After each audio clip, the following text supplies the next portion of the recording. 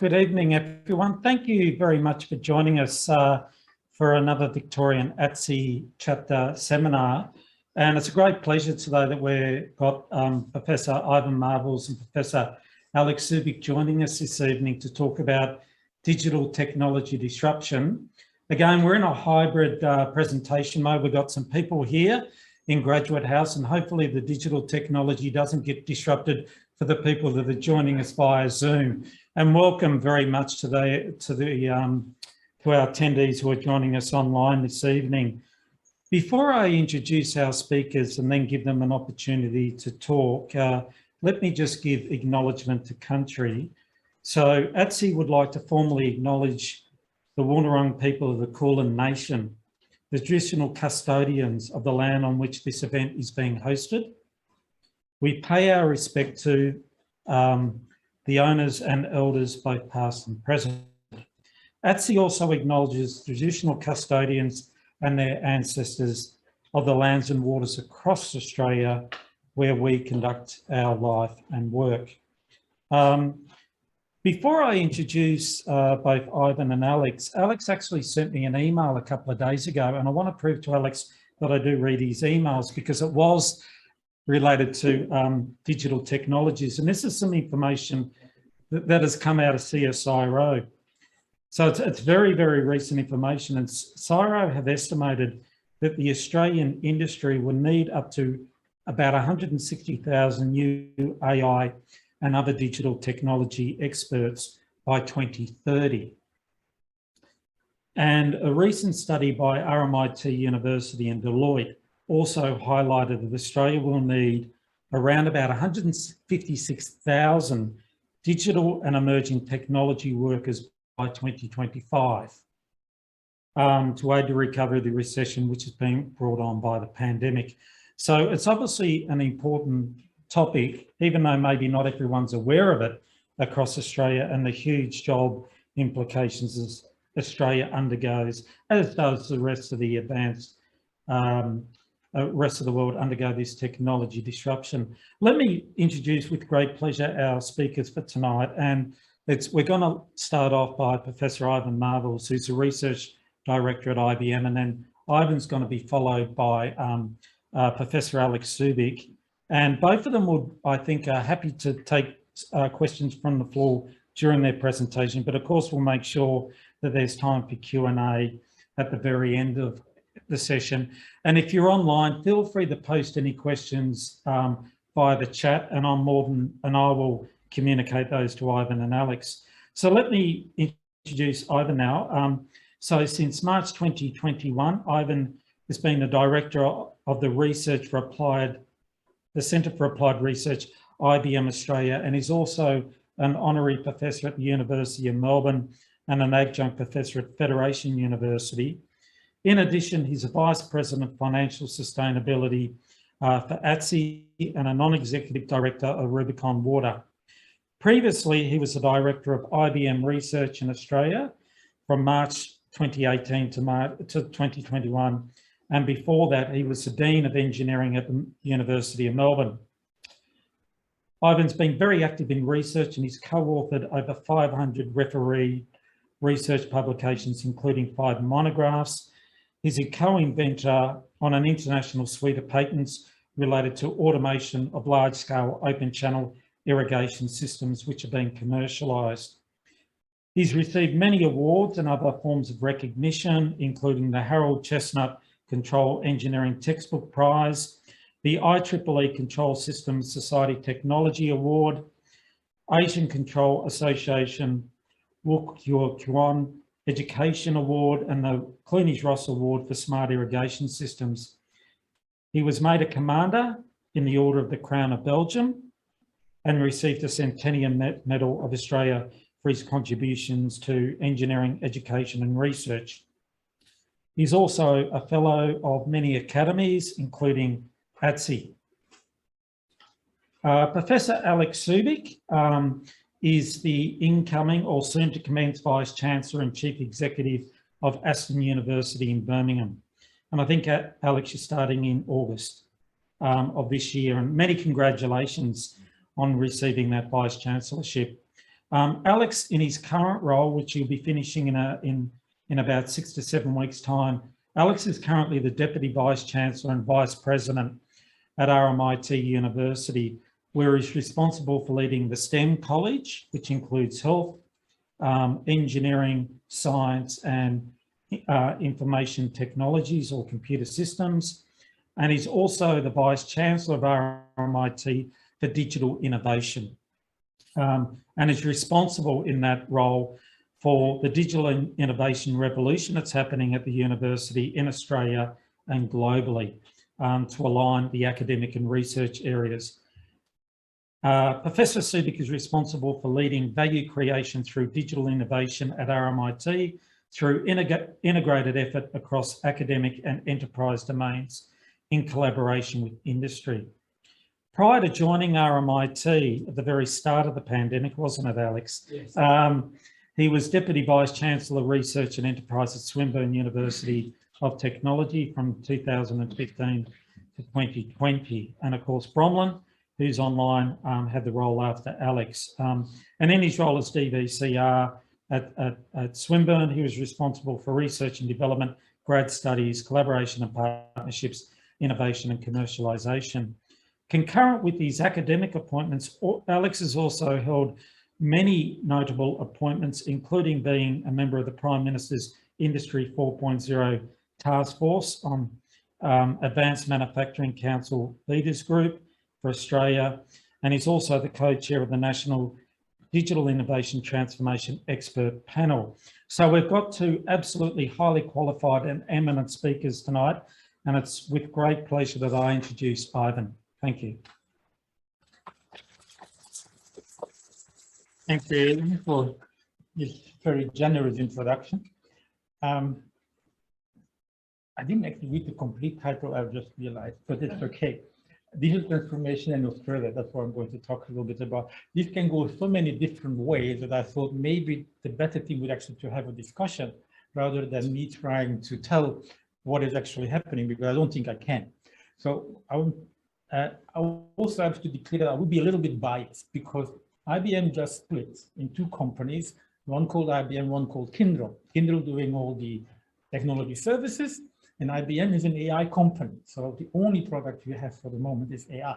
And so everything that we are talking about today is basically what IBM has said, all eggs in the one basket. We do AI and just AI, which is essentially the essence of the digital transformation.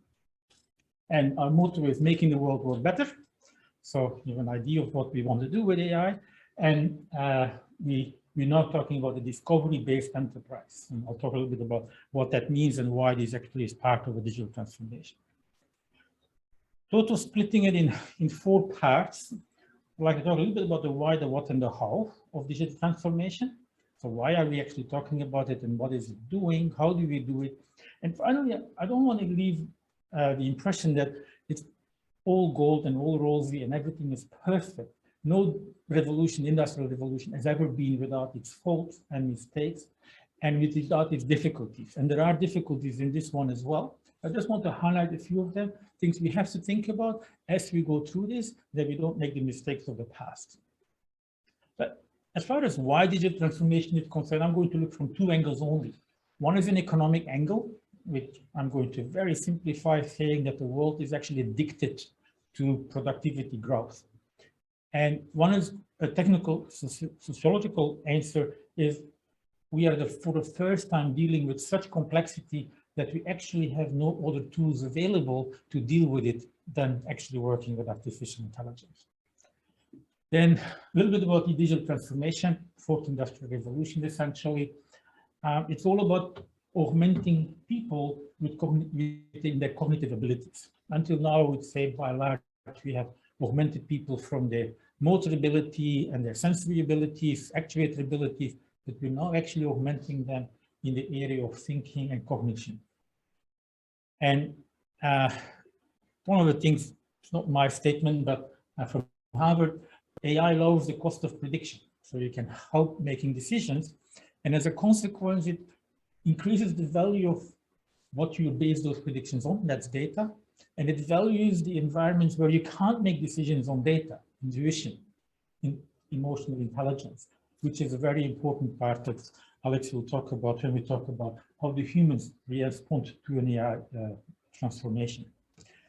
So essentially, at the essence of digital transformation is AI in many different forms. I'm going to talk about the simplest form of AI. We'll give a little bit of a hint of where it's going, and also a hint about how complicated it's getting with respect to what we are doing and how it's actually driving the next generation of computing.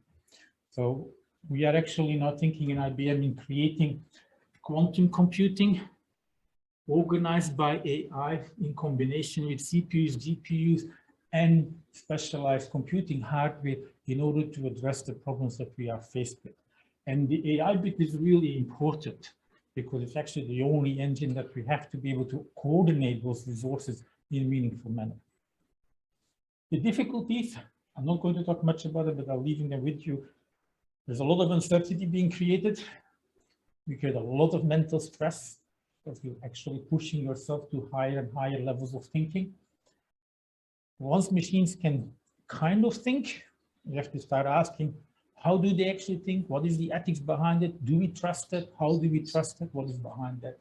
And I also want to point to an inequity that is a consequence of the first reason why we're doing it, that the digital transformation is the economic answer.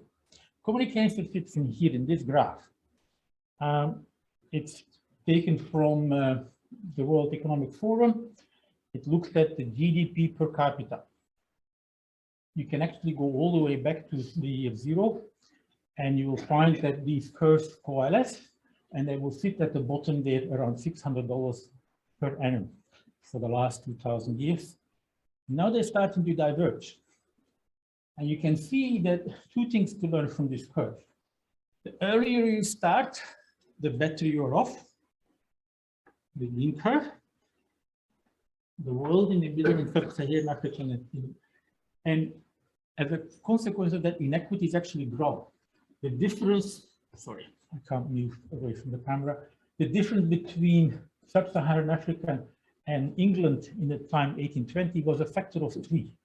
Today, it's a factor of 30. And it's only going to grow if we continue on the route that we're going. But we are totally addicted to it. Without this growth, the economy doesn't seem to work. So we're driving it up, and inequity is growing. Basically, behind this thing, there are 3 major revolutions. The Industrial Revolution replaced human power by steam. We then electrified everything, and then finally invented electronics to make it work faster and better. And now we're pushing that electronics towards the AI. There's some differences happening here.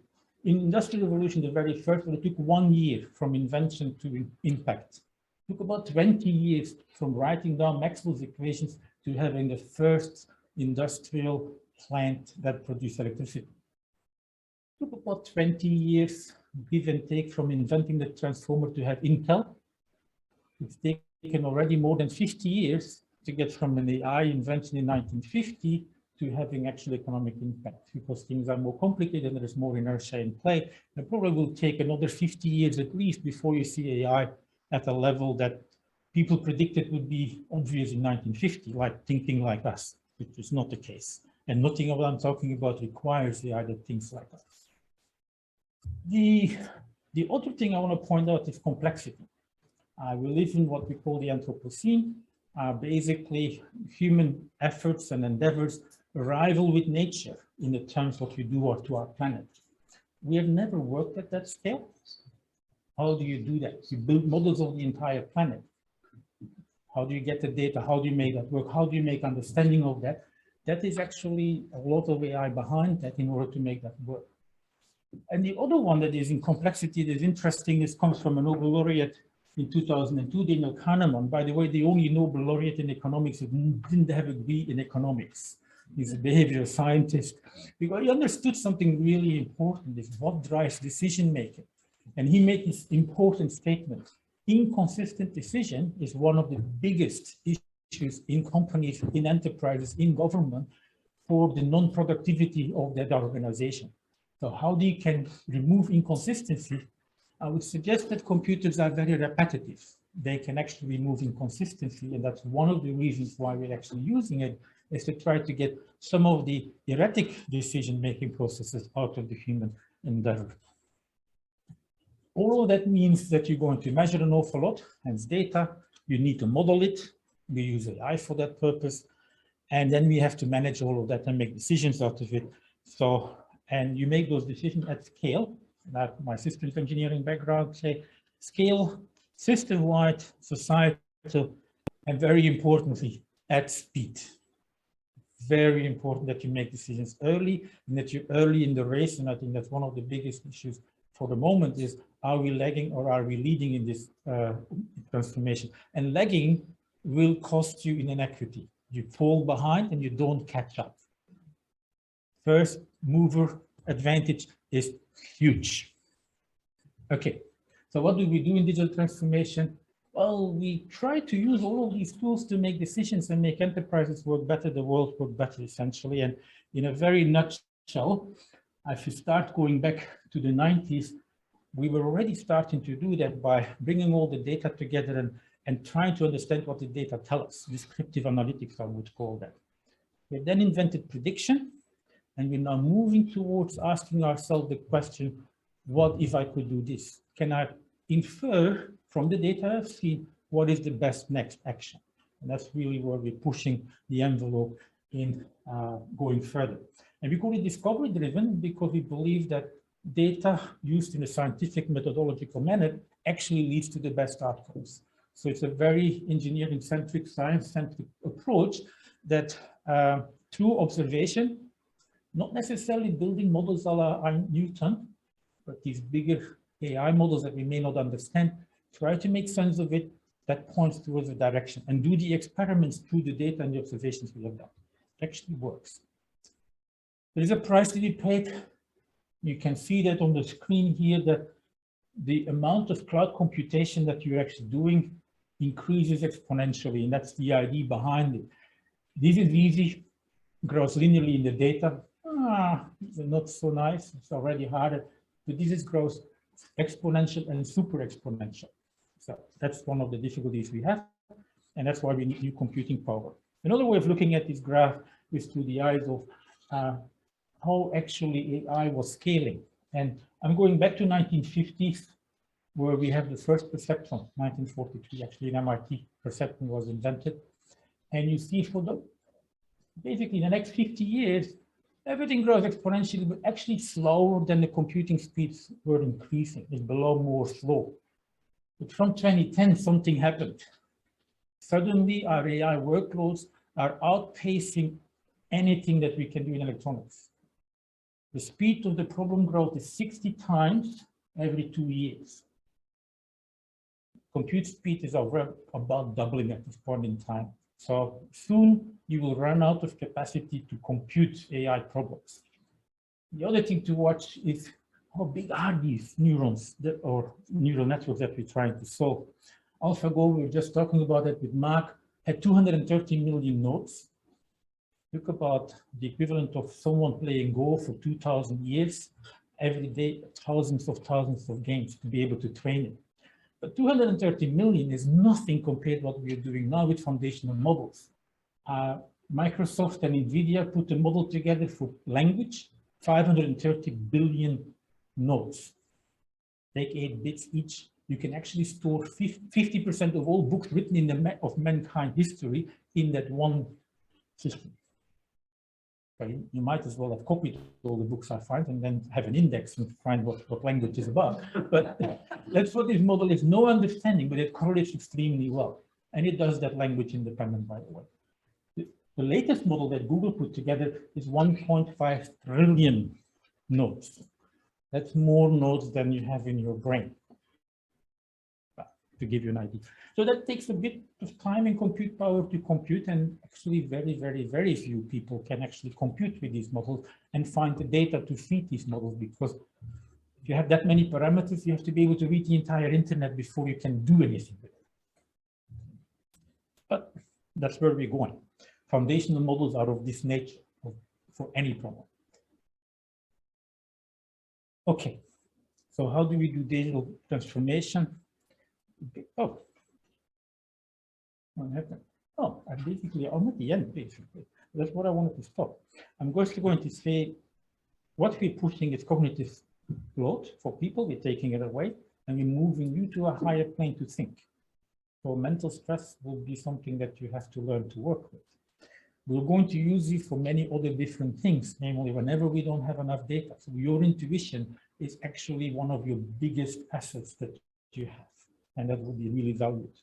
Your emotional intelligence, how you actually deal with people and the data and make it work. Because you will be working with machines as if they are, well, you won't necessarily call them your equals, but they will actually do a lot of work for you in the space before you make decisions. So you'll have to learn to trust these machines. And that's a lot of work is going to go in there. Is why do we trust a machine? Why do we trust a mobile phone? Why do we trust an AI decision? And these are non-trivial matters. Because without trust, we know with IBM, we can close our books. Because if you don't trust AI, there is no reason to exist.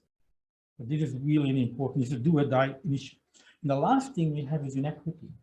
It's really sad to see we have an inequity that I've shown you on the beginning between rich and poor countries, if you like, that will continue to accelerate the way we are going. We have to ask the question, how long can a world sustain that type of inequity before it actually collapses on its own weight? Never in history has this lasted, inequity. So somewhere we have to ask this question. It is worse than that. It's also internally. We have a big divide between those who have digital knowledge and access to digital and those who don't, even within Australia. In the United States, 20% of the people don't have a mobile phone, don't have an internet connection. That's the richest country on earth. 20% of the people do not have that. That's an inequity internally. So this is not working for us at the moment. We have to do something about it, and hopefully this can help. Thank you. Thank you.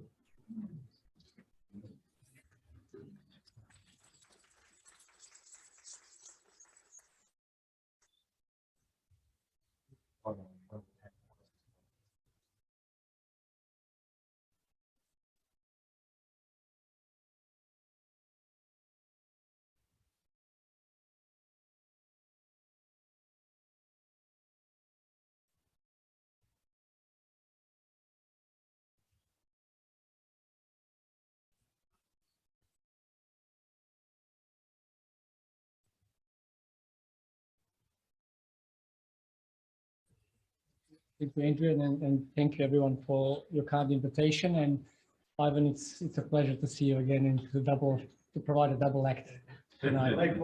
And also welcome to all of our participants online.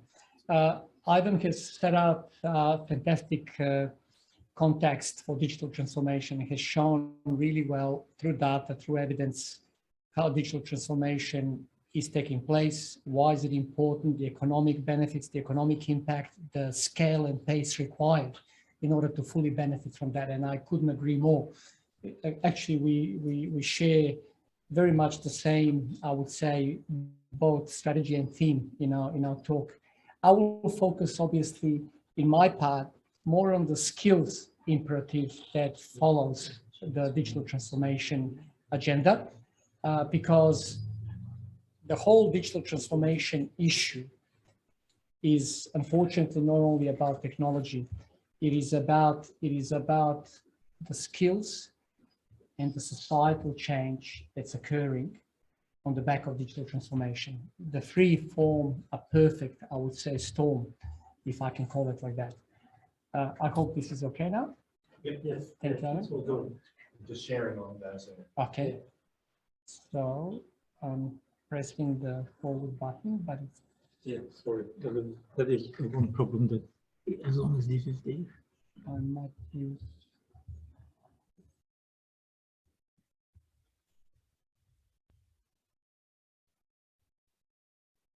So let's start just echoing where we are right now. Obviously, we are hopefully at the tail end of a COVID-19 pandemic after two and a half years of unprecedented disruption. And what we have basically seen during this period is that digital transformation has really been accelerated at a pace and need beyond what any one of us has expected. And that is, I call it digital transformation on steroids, if Iven would allow me, because that's what really happened. And it happened across all domains. I'm focusing on education and training, and it is one sector that perhaps was disrupted more than many others. Imagine a university of 100,000 students, of 6,000 staff, within 2 weeks, moving completely its entire operating model, business model, delivery, services, education, training, research, staff engagement and management, everything online within 2 weeks, from a base where everything was previously based on physical contact, on-campus operations, and person-to-person approach. That is unprecedented. And that was made possible entirely through digital technologies that we had access to, such as Canvas, such as HoloLens, Microsoft, such as Teams, and so on. A suite, a portfolio of digital technologies that we have been preparing, accessing, setting up for operations that complemented on-campus business over the years. Thanks to that, we managed to achieve business continuity. But that was stage one. I would call it stage one because the quality, the standard, the engagement, the richness was nowhere at level at which it will be going forward. And it's evolving in that direction as well. We have also seen significant changes across all the sectors in terms of how they work in retail, in health, in manufacturing, in the face of that disruption. We have also seen how important it is for each nation to identify and have sovereign capabilities in critical areas, such as in manufacturing. You may recall that in that first year, the big breakout year of 2020, when the pandemic really took hold across Australia and the world, we as a nation, we didn't have the manufacturing capability to produce shields for healthcare workers in hospitals. So while the military and government were trying to repurpose existing manufacturing facilities to address that need, for example, in the Rmit advanced manufacturing precinct, our staff, our students, our researchers were working around the clock to produce a few thousand shields using digital manufacturing capability that existed on the back of our research capability in the university sector. Not one, not 10, a few thousand.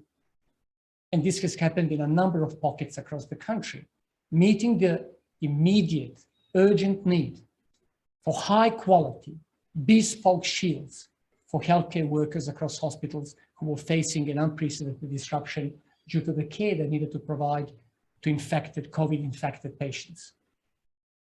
That just shows two things: the importance of digital capability, because it was possible because of digital design and digital manufacturing technologies, 3D printing, and the importance of research and development that is driving our sovereign capability in the country. And it bought us time, national. And I think we're seeing now a wave of turning back the time and understanding the importance of having sovereign capability in manufacturing, in defense, in space, and so on. Critical areas, technological areas that achieve so much more than just economic growth. And we've seen border closures and lockdowns that have, perhaps in this city and in this state, disrupted more our operations than in another, having in mind that we had over 400 days of lockdowns. That has brought about a need to completely reset how we work. What we have also realized during the pandemic is that the nature of work is changing drastically. Iven has quite rightly pointed out the impact the AI is already having globally. The impact that digital transformation and AI as the core, as Iven quite rightly pointed out, at the center of the digital transformation, is disrupting and changing the whole domain of work. And not just the digital tech sector, across all sectors, health, finance, law, education, manufacturing, and so on. It is a brave new world that we have entered. So we've spent a fair bit of time with our strategic partners, and this is part of the domain that I've been actively involved with in my dual role, to understand what that skills imperative is in this nation during this digital transformation and also post-pandemic, because we need to prepare for that post-pandemic economic growth and new normal. So with Amazon and Alphabeta, we've launched early last year a skills report, a digital skills gap report, which showed that around 64% of Australian workers apply digital skills in their jobs at some level, at basic level, medium level, advanced level. And we're not looking here only digital tech jobs. We're looking at people working across all sectors, across all jobs, from word processing and basic skills and Teams and video conferencing to advanced cloud tech engineers, AI engineers, and so on. Around 64% of our workforce uses some level of digital skills and digital technology. The impact of digital technology is profound, you would agree. Also, what that report shows, through surveying 500 companies, leaders, various sectors, aligning those surveys and reviews with the UEU framework for digital transformation and so on, we also determined that about 6.5 million additional digital workers will be needed by 2025 to keep pace with technological change and allow that economic growth that Iven was talking about. And this is, again, reinforcing the point that Iven also made, and I often use the same words, that this is a change at scale and pace, which go hand in hand. Now, this is not all 6.5 million now thinking about that are all AI engineers, that are all cloud engineers. They are workers that need some level of digital skills, from basic to advanced, whereby if they don't have those skills, they're not able to perform optimally in that role. Now, we also have a situation where we have a serious skills gap. First of all, we don't have that scale of workforce with those capabilities. Secondly, we've outsourced a lot of things. Thirdly, we had a pandemic and border closures, and the talent is not coming in. So we are now seeing digital tech companies and companies that are using sophisticated advanced digital skills in their respective roles, offering significant raises in salaries, workforce dynamically changing roles, and so on. Skills gap has the potential to paralyze economic growth, because without the skills to drive digital transformation, the digital transformation piece will not unfold. It won't happen. It is about humans at the end of the day that need to work with the technology. Now, Australian Computing Society, and using obviously the FATEM platform, has released a really good report as well, showing in particular the digital tech sector that's emerging. So when they looked at the digital technologies' direct contribution to economy and digital technologies' indirect contribution to economy via embedded capability, like for digital commerce and so on, determined that the digital technology sector, if we capture it as a sector, is the third biggest industry in Australia based on economic contribution, behind only mining and banking. And obviously with blockchain, with cryptocurrency, with digital finance and digital commerce, banking is being disrupted like there's no tomorrow. And you will see more engineers and computing experts employed by the banking sector these days than any other sector, right? This is an enormous sector emerging. Iven has mentioned the need for another 170,000 experts on top of the current 800 and something. That's that figure saying that by 2025, we will have in this country around 1 million workers working in the advanced digital tech sector. This is the sleeping giant that's not sleeping anymore. It is a really, really fascinating time that we are embarking on. And that is also showing us, in line with Iven's presentation, the potential for economic growth. If we catch this wave, and if we bring all the missing pieces together, the technology, the skills, the business models that are required to fully harness this opportunity. Now, when we look through history, and Iven has also shown the industrial revolutions, and we are in the middle of the fourth industrial revolution, and we I think all believe that because of the significant, compelling digital transformation that's embedded, the digitalization that's driving the fourth industrial revolution, the fifth and the sixth will probably not be any more revolutions, but continuous transformations, because a continuum on the back of digitalization will be happening rapidly with new generation networks, with 5G, what happens after 5G, and so on. So when we look at what's happening is that we know that historically, with all industrial revolutions, we had pockets of society feeling the pain because technology was advancing far more faster than training, education, the change of work, the change in businesses, and so on. Now, digital transformation, the digital revolution when it happened, because education and training used the same platforms initially, enabled education and training to get ahead of the curve. But the technological advancement today, and you saw the digital capacity, the data, the AI capabilities growing at exponential rate, where we are now measuring technological change in days and weeks, not years. The technological advancements are outpacing education and training. And that race between technology and education, when education and training are at an incremental change pace, and technology at exponential change pace, this is where the social pain occurs.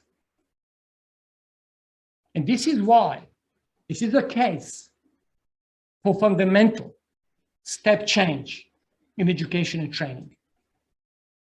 And this is what reinforces the need for a new model of education and training, partnering with industry and business in order to be able to overcome that social pain and bring the gap closer. That is a serious problem. And that is a challenge that only all the stakeholders playing together can address. Because that challenge and that scale and that pace, even with opening of the borders, will not be overcome by just bringing talent in like we used to do. Because everyone around the world, especially all the developed knowledge-based economies, are searching for talent and searching for digital skills at advanced levels. When I walked in the Siemens data center on the outskirts of Munich a couple of years ago, the head of the data center just told me, bring me anyone, any data scientist with 3 years experience or more, we will employ them on the spot. We can't employ enough. It is a global race for talent. That's what digitalization does, because digital is global. So I was fortunate to work with a good group of people on the digital transformation skills strategy under the auspices of the Australian industry standards. And we've basically found some of the same data, some of the same realizations that I've shared previously with you with other reports, with Amazon, Alphabet, Australian Computing Society, and so on. And it showed a really sobering, situation where there will be people who will be displaced because of the mismatch with the changing nature of work and the gap in skills. But there's also new jobs that will be created and economic growth through digitalization. Economic growth that will be harnessed if we have the skills. Now, what we've also found, and the centerpiece of that strategy, is a completely different approach to lifelong learning, because the scale and pace of skills development and workforce transformation cannot occur unless we put lifelong learning at the center of our strategies. And it will not happen by default. It requires policy, it requires significant incentives from government, for employers, as well as for employees. And it requires a connected ecosystem across education and training, rather than having higher ed on its own, VE on its own, online businesses on their own, registered training organizations on their own, and everybody moving in this chaotic, confusing education and training ecosystem, some better connected with industry and business, some not as well connected, and so on. And industry and business are the key stakeholder in order to achieve the scale and pace. Because, you know, when we talk about future skills, the future starts today. Because what are we going to do with all the workforce that's in place right now? Reskilling, upskilling, refreshing the skills. It's critical, right? So there are a couple of case studies of what we're trying to do in order to address these issues. One is the Industry 4.0 test lab and industry hubs that we've set up across the country in each of the states and territories. And the last one will be this year launched in Northern Territory in partnership with Charles Darwin University. And there's each in every state and territory focused on advanced manufacturing sector, but digitalization in advanced manufacturing sector as a portfolio focusing on different aspects of process and manufacturing industry. And each test lab establishing a pilot plant and a team and a hub of industry partners to enable non-transactionary access to information, knowledge, to engage, to touch and feel, learn what Industry 4.0 is about. What are those technologies about? How can they benefit my business? Seek advice, decide what kind of training or project or research is required in order for the business to advance. Now that we have now established and launched all the test labs in their first full year of operation, we're having about a couple of thousand students that are now engaged in their education programs across the country, around 100 companies. There's 54 contracted training and projects going on. And this is about achieving that transformation in education and training in this area at scale, and in a way where all the stakeholders play together. Because this is an issue that can be only addressed if all the key stakeholders play together and find new models of partnering that are more agile, more fluid, and less transactionary. Digital manufacturing, in those hubs takes the form of setting up cyber-physical factories with our partners, setting up technological pilot plants that differ in each hub. In one hub, they might be around 3D printing. In another hub, they might be around automation across the whole process plant for packaging or for dairy or for one. In another pilot plant, like in Western Australia, might be around resources industry, in energy. In Queensland, it was about renewable energy, but developing a whole of system approach with all technologies connected within the system and operating, demonstrating automation, demonstrating Internet of Things, demonstrating the power of AI, but with a systems context, delivering the service or the information required in a real industry setting, and industry working together with students and with staff. Another area apart from digital manufacturing is digital health. I mentioned that just at the outset, and I might say a few words.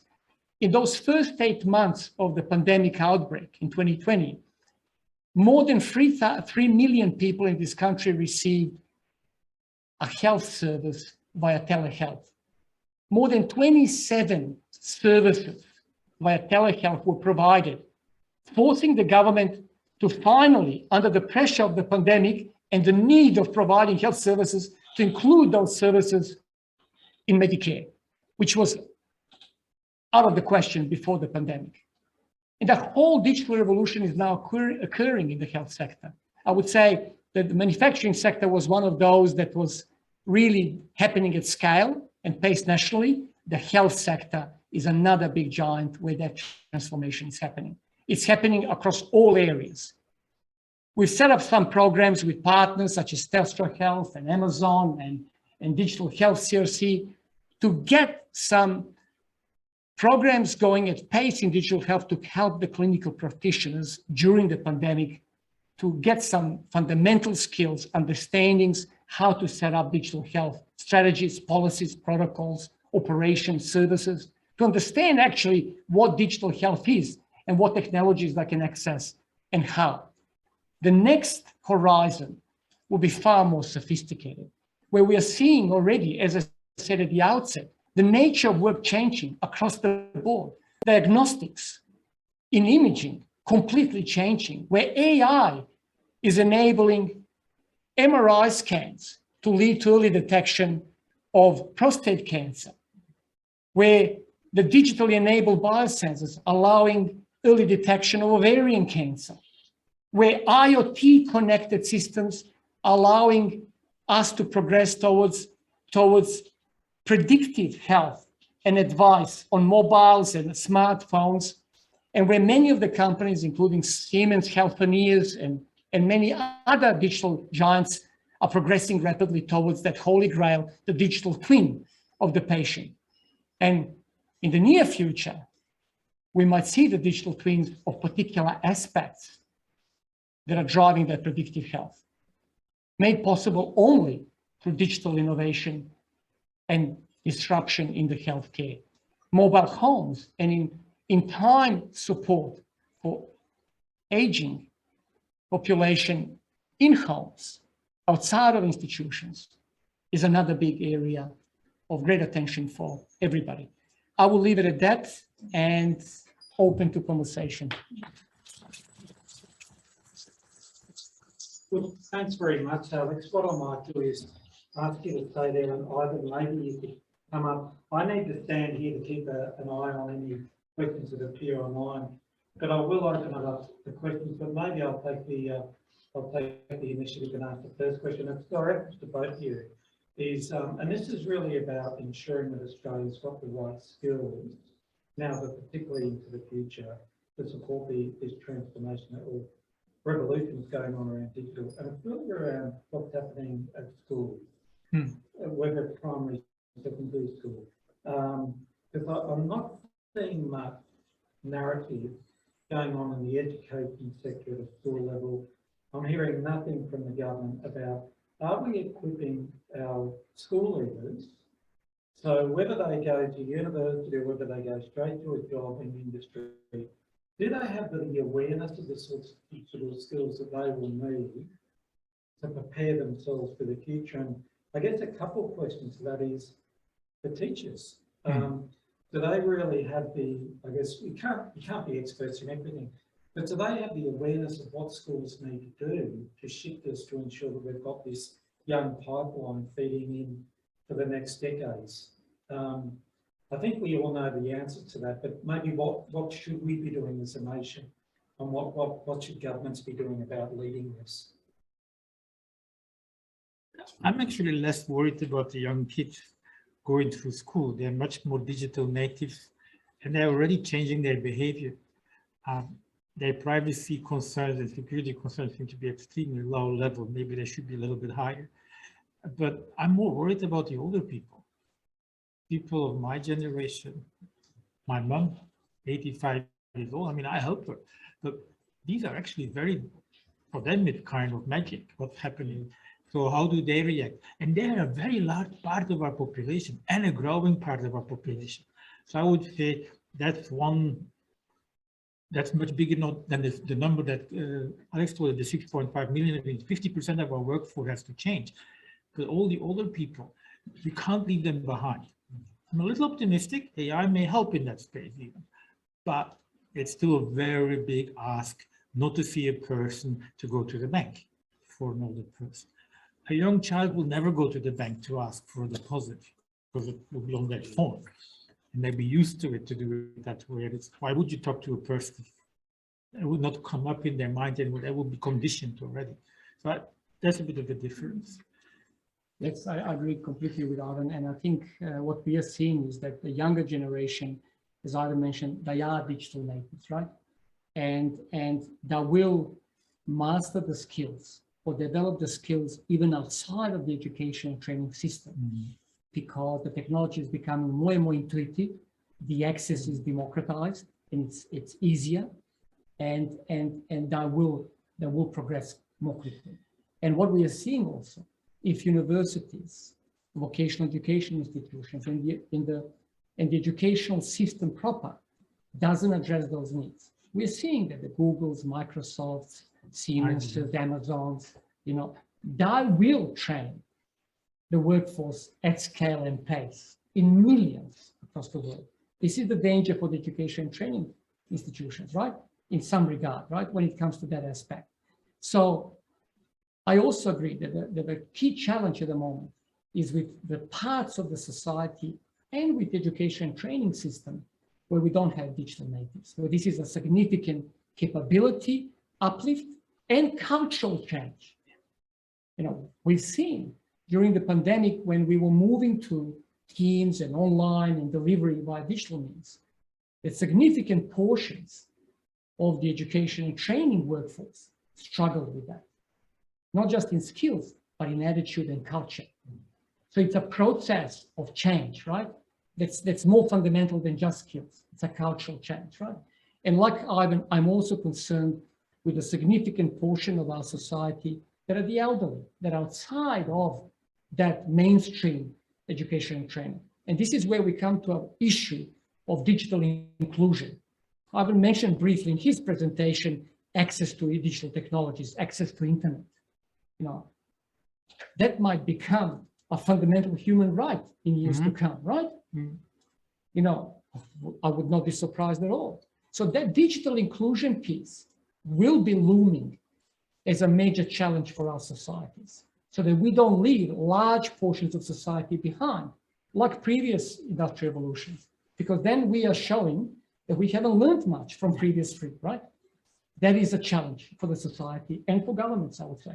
Yeah, just to back up Alex's point about industry putting in, IBM promised last year that we will train one person for every person we train in the company. That's 400,000 people a year. So that's how many people we train. And we actually made our targets last year. Look, I've got an online question. We better keep it moving, and we've got people online all over the place. But I think the question from Doreen wasn't surprised tonight for being the furthest from here. She's in South Africa, which is pretty amazing. But anyway, these questions directed to you, Ivan. But again, Aleks, feel free to add to this. Doreen's question is, Ivan, please can you expand a little on the ethical issues and how they should be tackled? Okay, I'll give you an example of an AI. Well, you all know one example already. I'm pretty sure that we left a chatbot going wild and it learned to swear and be racist within 20 minutes because of the people interacting with it. That's one example. It's kind of out there. A lesser known example actually started an institute here in Australia, the Gradient Institute. Is we had a company here in Australia that issued insurance letters for reinsurance, and it was done by AI. And the AI figured out that some people of us actually don't care about pay rises above the required CPI because we were able to pay and we didn't really read the fine print. And those people got on average 10% more on their insurance premium than what they should have had. When they discovered it, they stopped it immediately. They said, how is this happening? It's because of the way we train algorithmically what the response was. And if you were gullible, I figured it out very quickly. So we have to actually understand how algorithmically we train so that the behavior of these algorithms, and hence there is a new science, behavioral data science, the behavior of these algorithms becomes acceptable to human behavior and is subject to our sematics. Another way is IBM stopped doing face recognition because we realized that China was using it for unethical purposes. And we said, if we can't stop it, we cannot contribute to it. That's a response that we put on there. So ethics are a very critical issue here. Sometimes we hold it to a higher standard AI than humans, let it be so. But we have to think about it because behavior of AI is complex and not completely predictable. So therefore you have to test it, make sure that it behaves. And for the least, like Alex's point about human rights, everything we invent should never diminish your human rights. The moment we do that, we're on the wrong place, right? So that's at least that's your legal framework. Yeah. So there are a few points. That's probably, I can talk for 10 hours on that topic. All right, any questions? Dana? So you touched on both ethics and policy, and you also spoke about people who are older, perhaps having challenges coming to grips with this sort of transformation. So let's think about, I'm really interested in your views when it comes then to the people who make the policy and who make the regulations, being our parliamentarians, who are really busy in their day jobs. So how do they, I'm interested in your views on how you think they might engage in the sort of learning that's necessary for them to be able to start to grapple with this. There's interesting examples. I've met people in US who basically in the US political ecosystem have now a kind of a technical body scheme where technical experts, digital natives are really kind of allocated as mentors and buddies to parliamentarians or to Senate members, because they're kind of critical friends, right? They're helping them emerge. I think we have to, it's a very good question, because I think things don't happen just by default, right? If you let them on their own, in some cases something might happen, in some cases not, but not as a design by design. I think we have to have elaborate schemes with our political ecosystem, right? And our parliamentarians, where we immerse them into digital transformation through some kind of a friendly models, like the buddy model, right?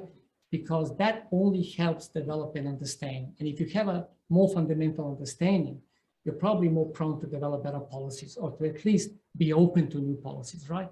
You know, I've seen across the world, we've done a fair bit of benchmarking with the digital transformation panel, some really enlightened policies across the world in some countries, in the Asian region, as well as in the European region, in Canada as well, where governments are coming up with solutions that actually try to bridge that digital inclusion problem, right? Or the access problem, or the lifelong learning problem, by giving lifelong vouchers for professional development, to access training, to access coaching or support. And each citizen of a country has a lifelong learning voucher which they can use. When it expires, if you need more, you will then obviously have some cost involved. But basic capabilities and basic access and engagement is possible for all. I think a knowledge-based economy, an enlightened one like the Australian one, needs to look at those schemes and introduce them so that it's accessible by all, because this needs to be accessible by all. I'd like to add something to it. Policy is not only made by the government. So every company, in a way, should think about their own policies and their own framework and their own culture. At a board level, we should have a risk assessment of data and our digital strategy and our cybersecurity strategy. It affects our people, it affects the way we deal with clients, it affects basically the way we think and work with data and with AI. So at every point in time, I think simple questions like, what's the intent of why am I doing this? Am I actually having the right information to do that? Have I the right to do this? What are the consequences or the unintended consequences? And actually work that through at pace with people that understand what the ins and outs are there, and provide that advice to people at board level and throughout the company, because this is the culture change. It is the engineer that is programming at the DevOps level, to the person who's responsible for the data, to the person who's bringing together.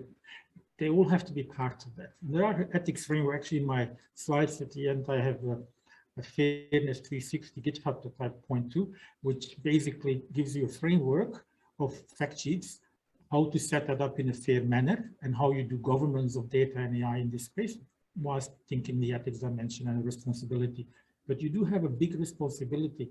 It's in HR, we look after people. We also have to look after the AI as part of that, because they have to work together. Look, we're out of time, but I am going to ask the gentleman back one last question, but I'm going to ask maybe you could keep it really brief. Yeah. Because That's very true. I'm trying to be subtle here. Because of my point, I don't know how well they'll pick up the question. I'll repeat your question. So if you It's can okay. repeat it after, that'd be great. Yeah, go ahead. As mentioned in the presentation, so people are trying to building larger and larger models, like OpenAI is building 53, and Meta and Google is also building like very large training models. So although this model is not like not accessible for everyone because of size and because of the parameters, I believe in the future with more advanced hardware like GPU or CPU and cloud computing techniques, it will be eventually accessible for everyone. But we're using the trend will last. I mean, building larger and larger models. So one of the things the trend will last. So the question is, how long will the trend last that we're building larger and larger models that outpace our compute capacity? Roughly? Yeah. I actually don't know the answer to that. I personally think to some extent, and I may sound silly here, but I don't believe a model of 1.5 trillion parameters. Why on earth would that be useful? There's something wrong in the way we do things. I think of the brain, 100 billion neurons. It's not trillions, right? We think differently. There is a fundamental flaw in the way we do AI, and I think we're going to learn how to do it better. But for the moment, we use these foundational models because we have the technology to work it and to beat it and to bring the data together to make it work. It's convenience more than anything else, in my opinion. It will taper off, but you do have quantum computing coming around the corner that eventually may get there, but not for the moment for data, but it will get there for the compute power. That's what I wanted to add, that basically it is hard to give that definitive answer to these questions. I think we'll have to wait to get into the commercial quantum computing era when it becomes available and applicable at scale to pose such a question again, because that's going to reset the whole framework. Look, we might draw it to a close there, and I might just get back in the camera view. I'd like to thank everyone for attending, but I'd like to particularly thank our two speakers, Professor Iven Mareels and Professor Aleks Subic. For those who have joined us online, thank you very much. Sorry for running a little bit over time, but I was reflecting in the wrap up that I think if we gave this presentation again in 2 years' time, it would actually be a very different story to what it is today. So watch your space, because it's a continually evolving field. Could you join me in thanking very much, whether you're online, use a little virtual hand clap, but particularly if you're in the room, use a real hand clap, and thanking our two speakers for a wonderful presentation. Thank you.